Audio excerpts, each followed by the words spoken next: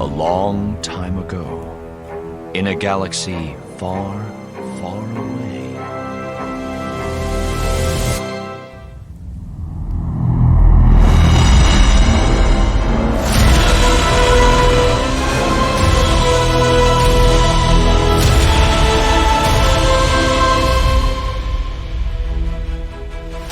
Star Wars, A Coruscant Solstice, Book 1 of the High Republic's Life Day Treasury by Cavan Scott, 2021. Set in 232 BBY, the tale revolves around Jedi Master Stellan Gios patrolling Coruscant during Solstice Tide. Created and read by The Archivist Publishing.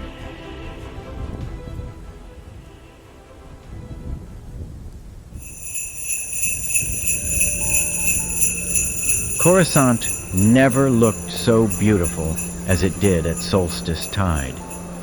The avenues were lined with Vicari trees from the forests of Salot, each long bough decked with glittering glow globes as bright as the super scrapers that stretched into the night sky. This was the night that Stellan Gios had been looking forward to ever since being elevated to the Jedi High Council. It had been years since he had been on Coruscant during the festivities, back when he was a Padawan. He'd seen a lot of festivals on a lot of worlds since those days, but nothing came close to Galactic City's mid-winter celebrations. Some scoffed at the merrymaking, claiming that Solstice Tide was an anachronism, sentimental nostalgia for a period that may have never really existed. After all, it had been a long time since the Coruscanti had huddled in primitive huts, lighting candles to hold back the night in the grip of harsh winters. The entire planet had been covered in its now familiar urban sprawl for thousands of years, its weather carefully maintained by elemental engines that decreed when the wind would blow and hollow snow would fall. But Stellan didn't care. Such curmudgeonliness was missing the point. So, what if the reality of a Coruscanti winter had been lost in the mists of time? That wasn't what this celebration was about. It was about the warmth Stellan felt as he strolled down Republic Avenue, about the music and the lights, and the sweet aroma of mickle nuts roasting on every corner, while vendor droids shuffled the festive favorite into tiny pressboard cones. Stellan should have been in the temple with the other members of the council, preparing for the solstice feast in the grand refectory. Even Yoda was expected to return from his travels to share the annual meal with dignitaries from every major religious community on Coruscant, as well as representatives of the Senate, including the Chancellor herself. But surely no one would begrudge him this moment, walking through the crowds, sharing in their excitement and joy. Besides, the temple was only a quick airspeeder trip away. He would be back before they even realized he was gone. A pair of children scurried in front of him, not looking where they were going, their minds full of the toys they hoped to find at the foot of their bed by morning. Stuffed Chelax and model starships, all wrapped in shimmering material and tied with bows. Stellan stopped sharp to avoid tripping over the young tykes, halting so abruptly that an Alenan male laden with boxes and bags barged straight into him. "Oh, my stars!" the large-eyed Alina exclaimed as the gifts shot into the air. Stellan turned, raising a hand and catching the presents in the force, then guiding them back to their owner's hands. The Alina, noticing Stellan's elaborate gold and cream robes for the first time, stammered an apology, obviously mortified that he had blundered into a Jedi of all people, but Stellan just smiled and wished the shopper a happy solstice. The Alina responded in kind and hurried into the crowd, no doubt already planning how he could entertain his family with the tale of this encounter later that evening. Stellan continued on his way, heading towards the ornate carousel that had been constructed at the far end of the avenue. Here, the music was louder, the lights brighter, and the sense of well-being off the scale. Families and couples whirled through the air in individual repulsor pods, weaving in and out of each other's paths around a towering spire of light. Stellan stood by the protective rail, watching them soar, half wishing that he could join them as they spun and whooped around the column in time to the music. That might have been pushing it. A Jedi Master in full temple garb wandering through the crowd was one thing, but jumping on a festive ride, well, that was most definitely another. He would wait just a few more minutes, breathing in the heady scents of the nearby curried Nuna roll stall and awaiting the first flakes of snow, which were due to start falling any moment. Stellan closed his eyes and let the Force wash over him, allowing himself to feel as giddy as a youngling waiting for solstice morning to finally come. His eyes snapped open as his grip on the rail tightened. Something was wrong. He could feel it. He scanned the repulsor pods, checking to see if anyone was in trouble, but the brightly colored carriages all continued on their merry way. He turned on his heel, searching the crowd, his senses suddenly as sharp as a Reich blade. Nothing appeared to have changed. Shoppers were still scurrying from one stall to the next, searching for last-minute presents, while lovers strolled through the crush of people, too wrapped up in each other to notice anything else. Then, what had he sensed? There was a movement behind him. No one else would have noticed it. No one except a Jedi.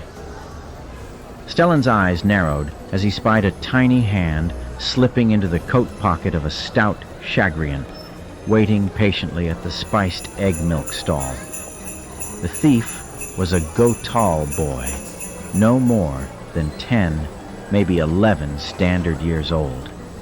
He had barely brushed past the Chagrian, and yet had skillfully relieved him of a purse full of credits.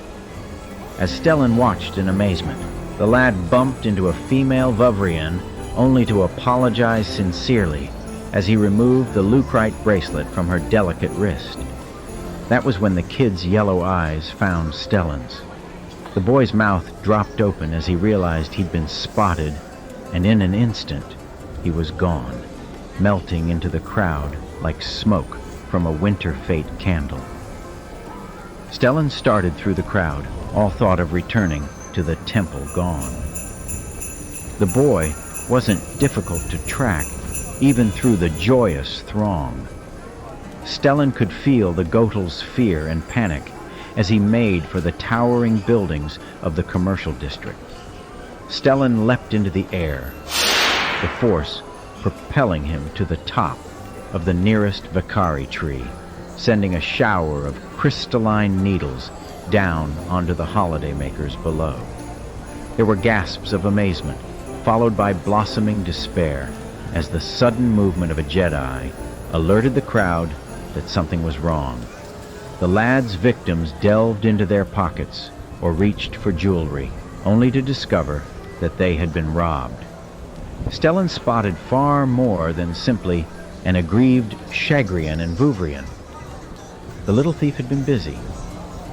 From his high vantage point, Stellan spotted the Gotal slipping down an alleyway between a luxury airspeeder showroom and Coruscant's oldest tailor. He wouldn't get far. Stellan would make sure everything he had stolen was returned to its rightful owner before handing the boy over to the security forces. As Chancellor So often said, "We are all the Republic." to steal from a fellow citizen, especially at this time of year, was disgraceful. Stellan jumped from the top of the brightly lit tree, bounding over a parked shuttle to land at the entrance of the alleyway. There was no sign of the boy, but Stellan could still sense him, running for cover. There would be an access point to the lower levels somewhere in the labyrinth of passageways between the buildings, a maintenance shaft or such like. But even then, the Gotal wouldn't be able to evade justice. Not tonight of all nights. Stellan raced through the alleyways, skidding around the corridor to see the young thief disappearing through a hatch in the ground. The boy glanced up to spy his pursuer, and Stellan felt a stab of dismay from him. The Jedi took no pleasure from the sensation. The boy was scared, and for good reason. Evading police droids or security patrols was one thing, but a Jedi was something else. The Gotal hesitated, frozen like a burrow crawler in headlights. Stay where you are. Stellan urged him through the Force and slowed, not wanting the boy to panic any more than he already was. There was no way to tell how far the Gotal would fall if he slipped. All is calm. Stellan broadcast to the lad. All is still. Happy solstice! A voice boomed at Stellan's side. He had been so focused on the boy that he hadn't sensed the hulking basilisk stagger from a nearby cantina to throw two of his 4 arms around Stellan's shoulders. A Jedi on Solstice Eve. It's a hick winter miracle. The reveler hiccuped again before staring up at the sky with slack-faced wonder. As is this. Look. Snow! He slapped a large hand against Stellan's chest, nearly knocking the air from him. Snow at solstice. Hick tide. Stellan didn't want to point out that snow had been guaranteed by the Weather Service or to push the fellow away, but he needed to extract himself from the basilisk's crushing, if friendly, embrace. He was all too aware of the smirk that had stretched across his quarry's flat face before the thief disappeared down the hatch. Come. Stellan's new best friend urged, trying to pull him towards the cantina's door. Share a solstice cup with me. We can sing songs and make merry. You do not need me to make merry. Stellan said calmly, adding the weight of the Force to his words. Go and enjoy the festivities. A dreamy, faraway tone slipped into the basilisk's gruff voice as his arms fell away from Stellan's shoulders. I don't need a Jedi to make merry, he repeated, shuffling back towards the dubious delights of the drinking establishment. I'll enjoy the festivities. Just not too much. Stellan added quickly before running toward the hatch and peering down the shaft, where flakes of snow tumbled away into the darkness. The thief was gone.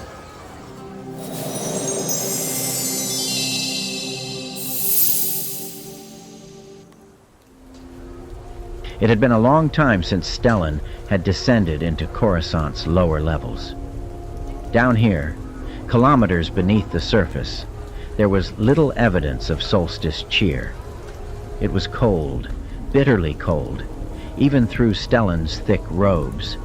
But no lights were strung across the broken comms towers, and no holiday songs played from the dark corners. Stellan crouched on a weevil-encrusted arch, watching the people on the thoroughfare below. The fine coats and piled presents of the surface were gone, replaced by sullen faces and threadbare jackets. There was no smell of mickle nuts and Nuna rolls, only engine oil and despair. Stellan frowned. The Republic was growing at an incredible rate, stretching out towards distant stars. But there was still so much work to do here at the very heart of the core, where citizens struggled to carve out an existence in the harsh realities of lower-level life. Stellan closed his eyes, imagining the Gotal's young features, those first wisps of ragged whiskers growing on the boy's chin. All at once the Force returned a sense of dread, far greater than when the thief had first realized he'd been spotted. That had to be him. Stellan leapt from his vantage point to run along the street below.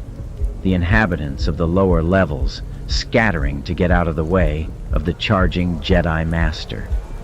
He found the boy in a litter-strewn alleyway, surrounded by youths at least twice his height.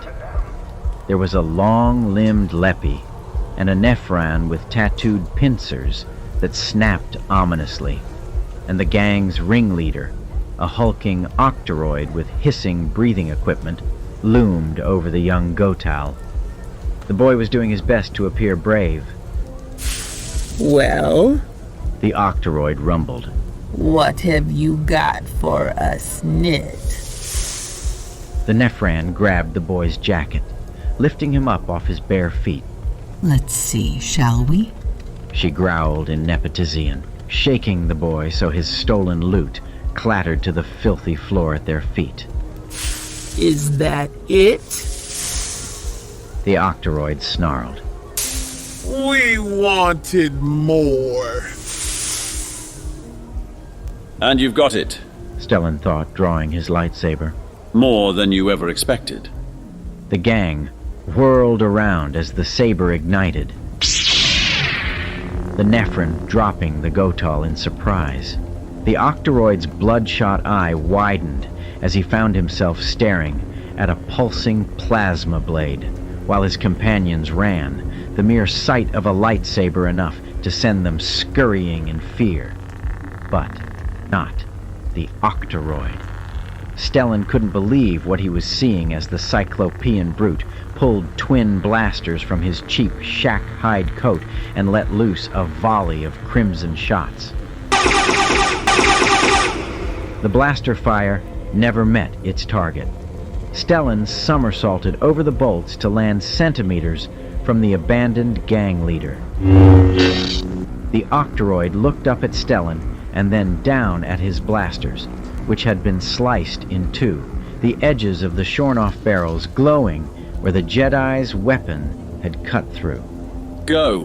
Stellan said, not needing a mind trick to send the octoroid bolting from the alleyway, leaving the loot and the thief scattered on the floor behind.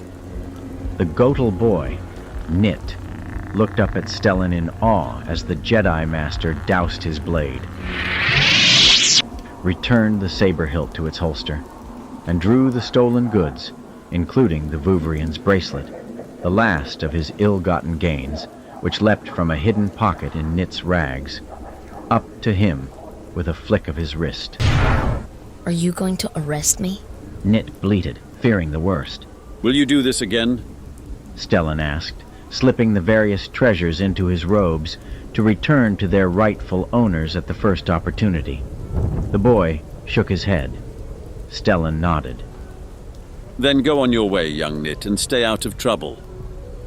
Promising he would, the Gotal scrambled to his feet and ran from the alleyway as quickly as possible, just in case the Jedi changed his mind.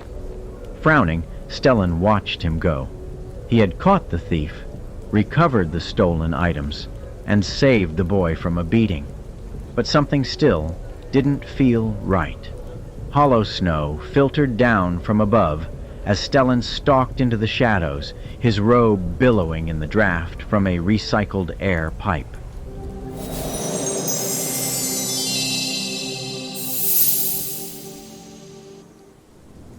Nidal Carkson found his way back to the hovel he called home, pushing aside a door that was so thin it might as well have been made of thrift cloth. His grandmother was in bed where he had left her, the pot of broth bubbling on the battered stove beside her. Where have you been, Nit? The old Gotal asked, her voice as ragged as the clothes she wore. What was he supposed to say? That he had attempted to steal from the surface dwellers so he could afford to buy the blanket she needed to get a warm night's sleep? Or that he had nearly been robbed himself by the Norikus gang before losing everything to a Jedi who had followed him down to level 4,000? Oh, you know, He said, trying to ignore the rattle in the old woman's breath. here and there. A floorboard creaked in the corridor outside, the plank that Nit refused to nail down, as it always warned him that danger was on the way.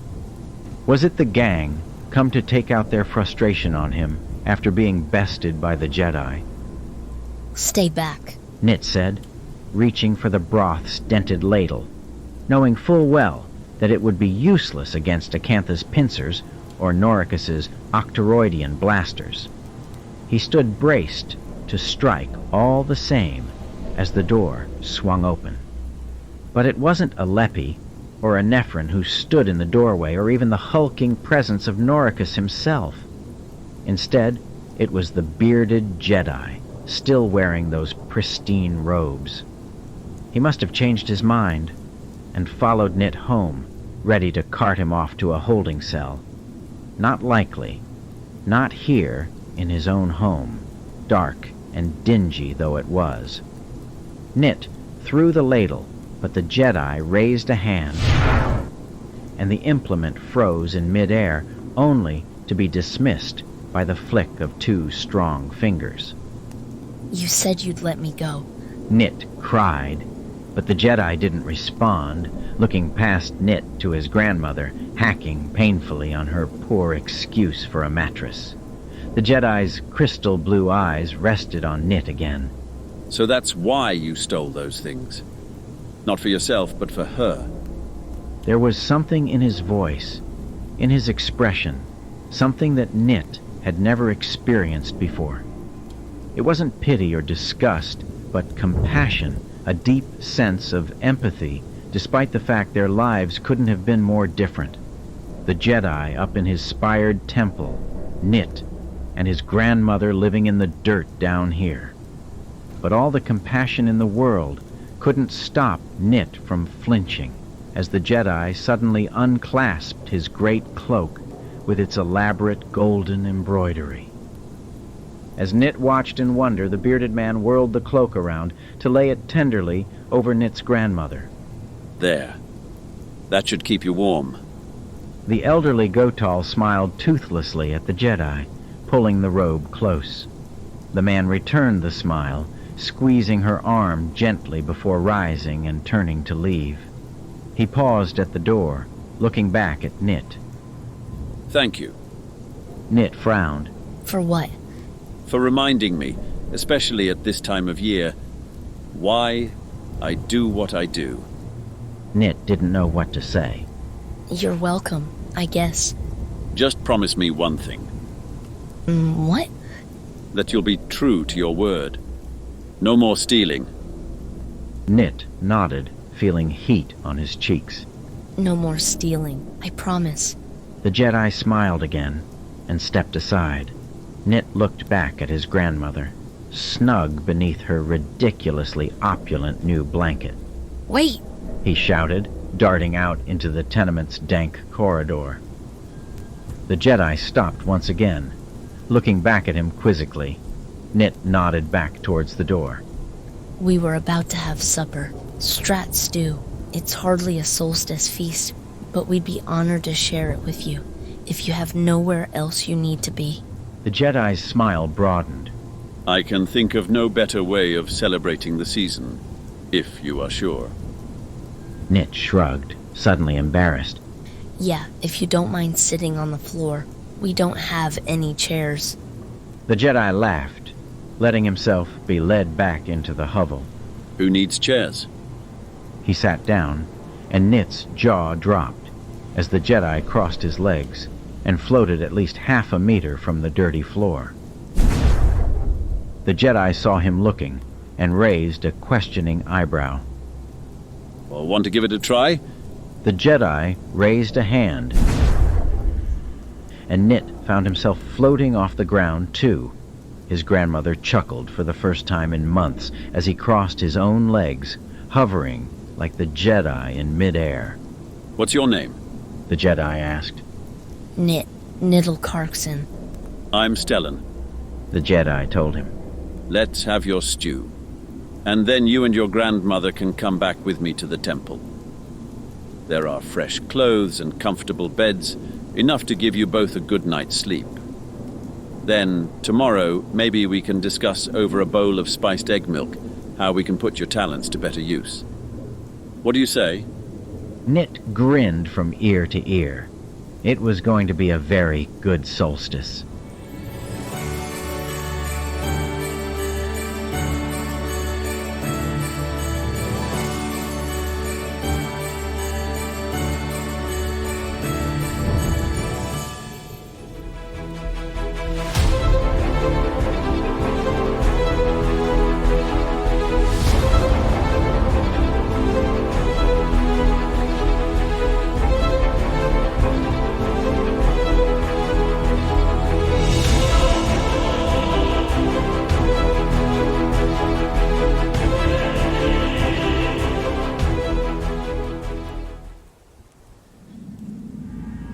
This audiobook was developed 100% using artificial intelligence to generate realistic and familiar voices.